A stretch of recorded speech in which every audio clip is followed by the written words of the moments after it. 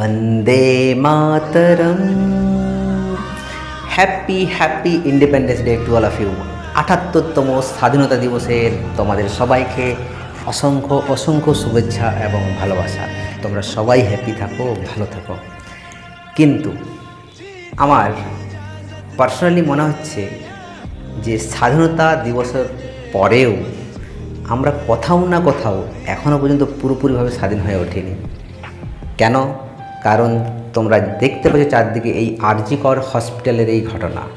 আমরা এখন আমাদের মা বোনদের সঠিকভাবে নিরাপত্তা দিতে পারছি না।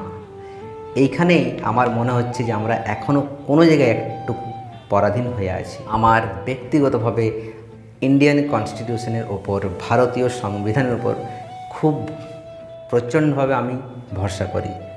তাই আমি চাই যেন এইটার কোনো কিছু একটা সঠিক বিচার